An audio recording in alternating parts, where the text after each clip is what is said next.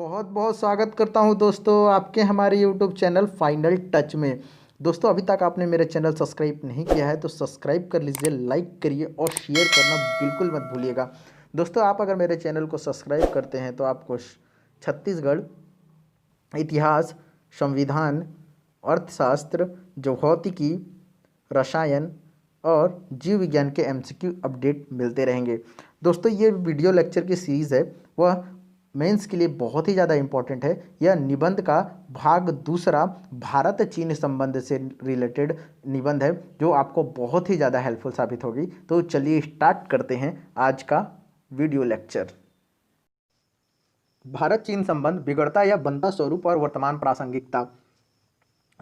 दोस्तों बहुत सारे लोगों को ऐसी दिक्कत होती है कि वह निबंध लिखने का प्रारंभ कैसे करें। तो दोस्तों अगर आप निबंध लिखने में आपको ऐसी दिक्कत हो रही है कि आप निबंध लिखने का प्रारंभ कैसे करें, तो आप क्या कर सकते हैं, आप इतिहास को साक्ष्य मान करके आप क्या कर सकते हैं, जो भी मुद्दा हो उसको आप क्या कर सकते हैं, इतिहास से जोड़ते हुए लिखना प्रारंभ कर सकते हैं। या आप जो भी करंट सिनेरियो चल रहा है उससे जोड़ते हुए आप निबंध का लिखना प्रारंभ कर सकते हैं। अब देखते हैं, मैंने इतिहास को जोड़ते हुए लिखा है। अब देखते हैं क्या होता है कि जो पश्चिमी सभ्यता थी उसके उदय से पूर्व, पश्चिमी सभ्यता के उदय से पूर्व जो भारत था और चीन, यह दोनों क्या थे, एशिया की महाशक्ति थे। दोनों देशों का अपने अपने इलाकों में क्या था, व्यापक प्रभाव था। साम्राज्यवादी शासन से इन दोनों ने मुक्ति प्राप्त किया। तो भारत ने 1947 में ही साम्राज्यवादी शासन से मुक्ति प्राप्त कर लिया और वहीं चीन क्या 1949 में साम्राज्यवादी शासन से मुक्ति पाया। जब भारत साम्राज्यवादी शासन से मुक्ति पाया तो उन्होंने क्या किया कि लोकतंत्र का वास्तविक स्वरूप अपनाया। वहीं चीन क्या किया, वो भारत की तरह लोकतंत्र का वास्तविक स्वरूप ना अपना करके बस नाम मात्र का लोकतंत्र का क्या वास्तविक स्वरूप को अपनाया। अब क्या हुआ कि भारत और चीन जो था, इन दोनों के बीच जो सीमा थी वो बहुत लंबी सीमा रेखा थी। इस चीज़ों को देखते हुए क्या कि हम चीन और भारत के बीच के जो संबंध हैं वो क्या बने रहें, राजनीतिक संबंध बहुत अच्छे बने रहें। इसके लिए भारत ने क्या किया, हिंदी चीनी भाई भाई का आत्मीय नारा दिया। और 1954 की बात है, दोनों देशों के बीच में क्या हुआ कि जो संबंध थे और अच्छे बने रहें और प्रगाढ़ बने रहें, इसके लिए हमारे जो देश के प्रधानमंत्री थे पंडित जवाहरलाल नेहरू और चीन के जो प्रमुख थे चाउ इन लाई ने 5 सिद्धांत दिए जिसे पंचशील सिद्धांत बोलते हैं। 1999 में क्या हुआ कि कारगिल का युद्ध हो गया और कारगिल के युद्ध के बाद और 1999 में ही लोकसभा चुनाव की समीक्षा हेतु सिक्किम से लगा हुआ तिब्बत सीमा पर कौन गए थे, हमारे जो चुनाव आयुक्त थे JB कृष्णमूर्ति। वह क्यों गए थे, तो जो लोकसभा चुनाव होने वाली थी उसकी समीक्षा करने के लिए। तो क्या हुआ कि जब वो JB कृष्णमूर्ति कहाँ पहुँचे, तिब्बत पहुँचे, तो वहाँ पर क्या हुआ कि जो चीनी कमांडर थे उनका बहुत ही अच्छे ढंग से इनका स्वागत किए, जिसे देखते हुए ऐसा लगने लगा कि कहीं ना कहीं भारत और चीन के बीच में जो संबंध है वो बहुत अच्छे बन गए हैं।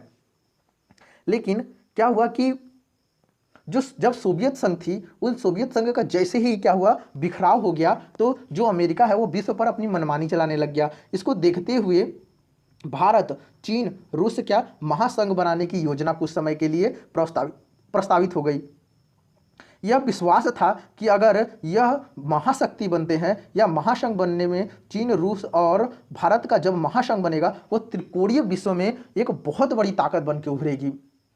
अब क्या हुआ, इतनी सारी चीज़ों को आपने देखा, अब इसी चीज़ को आप क्या कर सकते हैं, भूमिका लिख सकते हैं। मैंने इसके बाद जो स्लाइड ऐड किया है उसमें भूमिका का मैंने फ्रेम किया हुआ है। आप या तो उसको स्क्रीनशॉट ले सकते हैं या वीडियो को पॉज करके लिख सकते हैं। मैं आपको पहले भी बता चुका हूं कि भूमिका और मध्य भाग में जो भी चीज़ें आप रहती हैं उसको क्या करना चाहिए, कनेक्ट करना चाहिए और इस दोनों के बीच में कनेक्शन कभी टूटना नहीं चाहिए। अगर इसका कनेक्शन टूट जाता है तो आपका जो निबंध है उतना अच्छा नहीं माना जाता। तो अगर आपको कभी ऐसा लगे कि मैंने पूरा भूमिका कंप्लीट कर लिया है तो आप क्या कर सकते हैं, भूमिका के जस्ट बाद मध्य भाग स्टार्ट करने से पहले आप एक क्वेश्चन के साथ मध्य भाग का प्रारंभ कर सकते हैं, जिससे मध्य भाग और भूमिका के बीच में कनेक्शन नहीं टूटेगा। अब देखते हैं, वर्तमान समय को देखते हुए यह कहना बिल्कुल गलत नहीं होगा कि चीन की साम्राज्य विस्तार की नीति और विश्व शक्ति बनने की मंशा ने शांति, प्रियता और देश की सुरक्षात्मक भावना को क्या कर दिया है, दरकिनार कर दिया है। भाग 2 क्या है, तो भाग 2 देखते हैं कि वो कहावत तो आपने सुनी ही होगी कि जो अंतर्राष्ट्रीय संबंध होते हैं वह किसी भी देश के लिए हमेशा मित्र रहे या हमेशा शत्रु बना रहे, यह बिल्कुल भी जरूरी नहीं है। क्या होता है, परिस्थिति के अनुसार रिश्ते बनते और बिगड़ते रहते हैं। दूसरा, चीन की जो साम्राज्य विस्तार की नीति है, विश्व शक्ति बनने की जो मंशा है, उससे वो क्या करता है कि शांति प्रियता और देश में जो सुरक्षात्मक भावना है उसको क्या कर देता है, वो दरकिनार कर देता है। अगर चीन की राष्ट्रीय आवश्यकताओं पर नजर डालें तो वह यह कभी नहीं चाहता कि भारत एक शक्तिशाली राष्ट्र के रूप में उभरे। अगर वो चीन चाहता कि भारत एक शक्तिशाली राष्ट्र के रूप में उभरे तो 1989 में जो हमारे तत्कालिक प्रधानमंत्री थे राजीव गांधी और 1993 में जो नरसिम्हा राव की सरकार थी, तो इन्होंने क्या किया था, चीन की यात्रा की थी। और 1990 में चीन के जो प्रमुख थे ली फंग, उन्होंने भी जवाबी यात्रा की थी। अगर चीन थोड़ा भी सोचता कि भारत एक राष्ट्रीय शक्ति के रूप में बन के उभरे तो वह इस तीन चीज़ों का उसे प्रभाव जरूर पड़ा होता। अगर देखें कि चीन की नीयत क्या है और वह क्या चाहता है, दोस्तों आप सभी जानते हैं कि चीन की नीयत क्या है।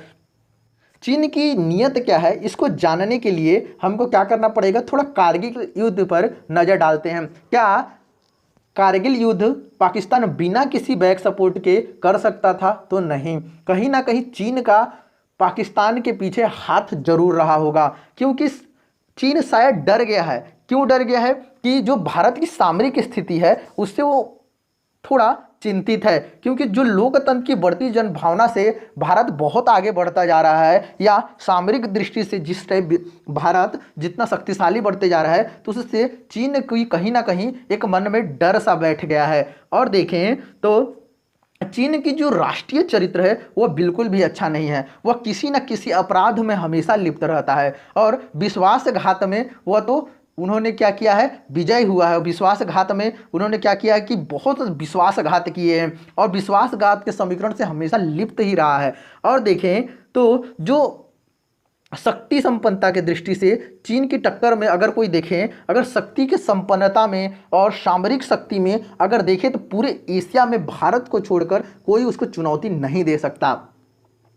अगर देखें दोनों के देशों के बीच विवाद के असली कारण क्या है, तो आप सभी जानते हैं कि जो चीन की हड़प नीति है और चीन की विश्व शक्ति बनने की जो महत्वाकांक्षा है, उसके लिए वो क्या करने लगता है, भारत के साथ बहुत सारी मुश्किलें खड़ा करता है। उसे सबसे पहले देखते हैं कि भारत के साथ उसके क्या क्या कारण है विवाद के कारण में देखें तो पहला क्या है, डोकलामा विवाद, दूसरा आतंकवाद, तीसरा जल विवाद, चौथा सीमा विवाद और परमाणु हथियार विवाद, एक बेल्ट एक रोड परियोजना विवाद। अगर डोकलामा की बात करें तो डोकलामा की अगर शुरुआत देखें तो 2017 में इसकी शुरुआत हुई।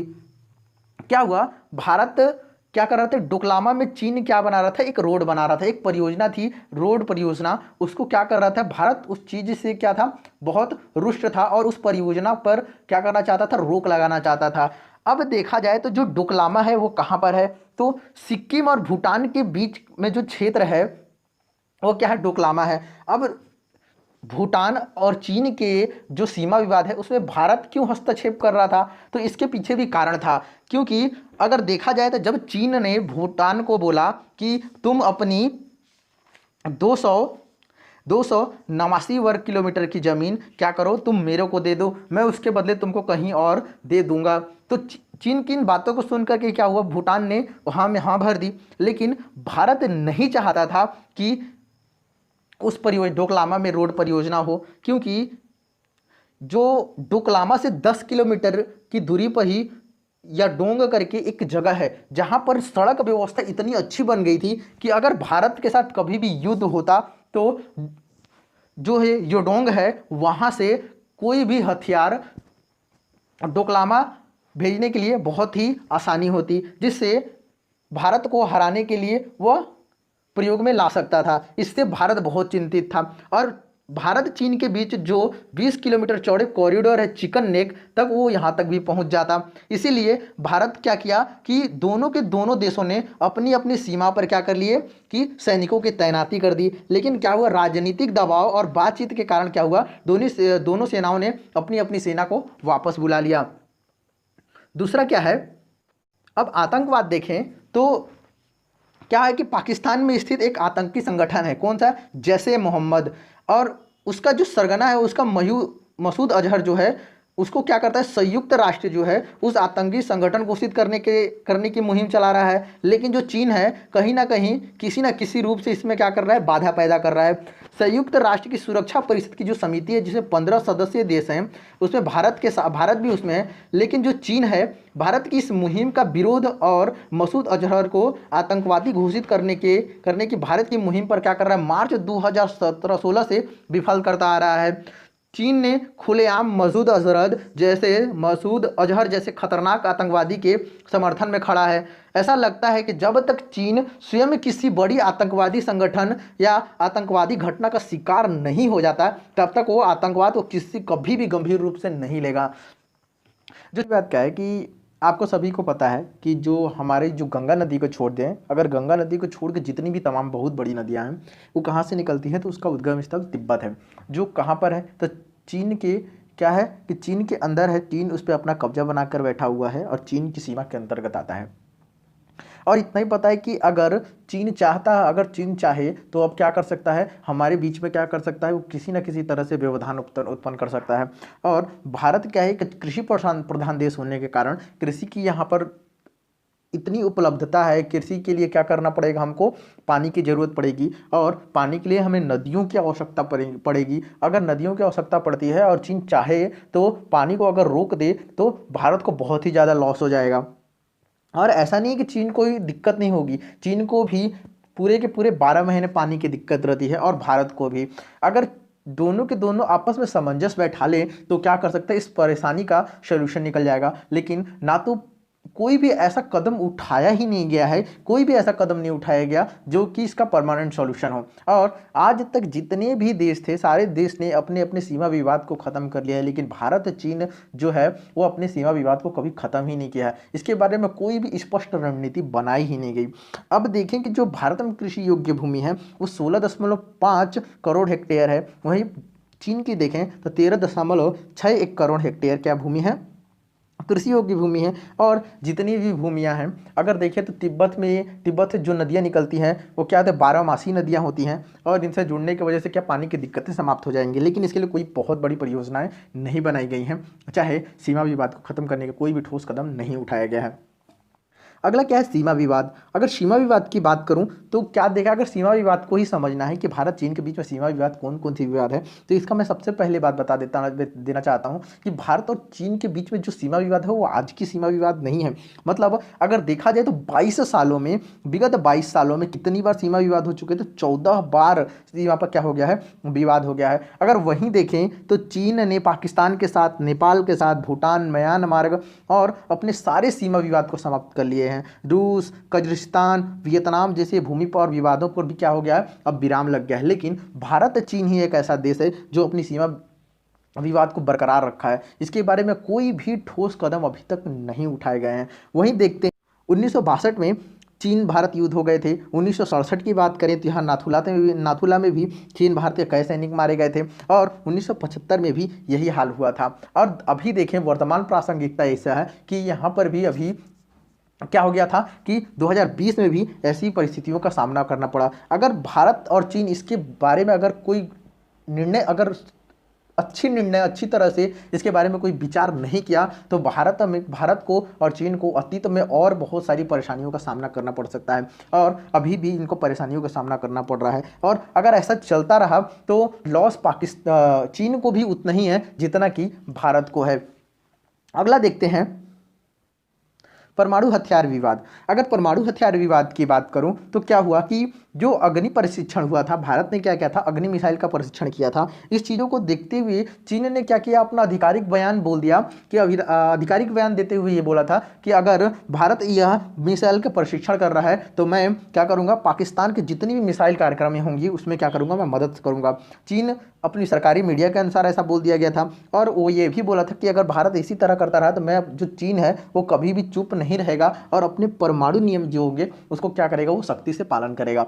अगला क्या है, वन रोड वन बेल्ट परियोजना। यह परियोजना क्या थी कि यह एक महत्वाकांक्षी परियोजना थी किसकी, चीन की, जो पश्चिमी देशों से क्या था, व्यापार बढ़ाने के लिए, व्यापार बढ़ाने की कोशिश से ऐसा परियोजना बनाया जा रहा था। अगर ऐसा देखा जाए कि अगर ये परियोजना बन जाती तो क्या होता कि जो चीन है वो का उसका दबदबा पूरी जगह फैल जाता।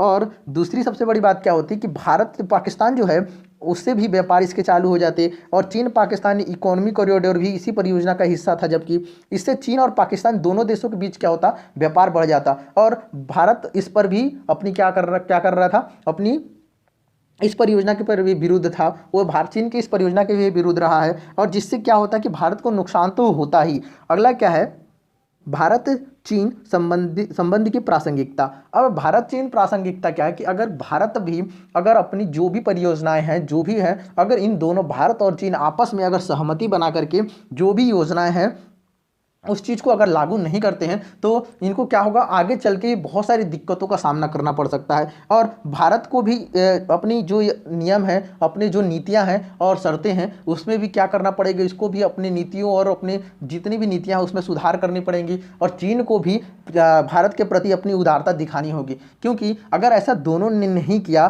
तो एक बार ऐसी टाइम भी आने वाला है, या ऐसा टाइम भी आएगा जब दोनों देशों के बीच क्या है, युद्ध हो जाएंगे। और युद्ध भी किसी भी चीज का क्या होता है, मतलब अगर देखा जाए तो युद्ध किसी भी चीज, किसी का परिणाम, जो युद्ध का जो परिणाम होता है कभी भी अच्छा नहीं होता है। युद्ध का परिणाम हमेशा और हमेशा सिर्फ और सिर्फ नुकसानदेह है किसी भी देश के लिए, वहाँ की इकोनॉमी के लिए, वहाँ की जनसंख्या के लिए, वहाँ के जितनी भी चीज़ें हैं उसके लिए सिर्फ और सिर्फ नुकसानदेह ही होगा। तो भारत और चीन को क्या करना चाहिए, अपने अपने नीतियों में, अपने अपने क्या व्यवहार में परिवर्तन जरूर लाना चाहिए। अगला क्या है, निष्कर्ष। अब निष्कर्ष क्या है, निष्कर्ष यही निकला है कि भारत और चीन संबंधों में जो सुधार है वो दोनों देशों के हित में होना चाहिए, लेकिन भारत अपनी संप्रभुता और सुरक्षात्मक महत्वपूर्ण है भारत के लिए। भारत को चीन के समकक्ष खड़े रहने के लिए समान सोच वाले देश जैसे अमेरिका, जापान, ऑस्ट्रेलिया, वियतनाम से अपने संबंधों को मजबूत करना होगा। भारत ने चीन के साथ लगने वाली विवादी सीमाओं पर अपनी सामरिक क्षमता में क्या करना, वृद्धि की है। भारत सरकार और तिब्बत नीति में आमचूर परिवर्तन के माध्यम से चीन के साथ त्रिपक्षीय संबंधों में तिब्बत मुद्दे के सामने लाने की तैयारी में है। इससे भारत तिब्बत पर पारना सिल्क रूट रेशम मार्ग विकसित होगा। अब क्या है कि अमेरिका में डोनाल्ड ट्रंप के सत्ता से आने से दक्षिण एशिया की भू राजनीति में बदलाव देखने को मिल रहा है। भारत में अमेरिका की जो बढ़ती नज़दीकियों के फलस्वरूप चीन की तरफ हाथ बढ़ाना, जिसका प्रभाव चीन, रूस, पाकिस्तान के गठबंधन के रूप में देखने को मिलता है। सीधी सीधी बात है, अगर देखा जाए तो जितने भी देश हैं, चाहे वो अमेरिका हो, पाकिस्तान हो या चीन हो, भारत, इनको अपनी नीतियों में क्या करना पड़ेगा, बदलाव करने पड़ेंगे। सब देशों को एक देशों का साथ दे के ही चलना पड़ेगा, क्योंकि युद्ध किसी भी चीज़ का सॉल्यूशन नहीं होता है, यह हमेशा और हमेशा नुकसानदेह ही रहेगा। दोनों देशों के बीच सेनाएं नहीं लड़ा जाएगा, बल्कि उन समय दोनों देशों के बीच जो आर्थिक नीतियां हैं, नीतियों का युद्ध है, कूटनीतिक युद्ध है, आर्थिक मोर्चे पर सीमा विवाद है, दोनों देशों को अपना अपना क्या रखना पड़ेगा, सकारात्मक रुख को बनाए रखना पड़ेगा। सीधी सीधी बात है कि अगर देखें तो दोनों देशों को क्या करना पड़ेगा, अपने नीतियों में सुधार करने पड़ेंगे और अपने सकारात्मक रूप को पर्याप्त बनाए रखना पड़ेगा। दोस्तों, अगर आपको ये सीरीज पसंद आई होगी तो आप मेरे चैनल को लाइक करिएगा, सब्सक्राइब करिएगा और शेयर करना बिल्कुल मत भूलिएगा। और दूसरी सबसे बड़ी बात है कि अगर आप मेरी इस निबंध का PDF प्राप्त करना चाहते हैं तो आप मेरे डिस्क्रिप्शन में मेरे टेलीग्राम चैनल का लिंक है, वहाँ से आप टेलीग्राम चैनल को ज्वाइन कर सकते हैं। धन्यवाद।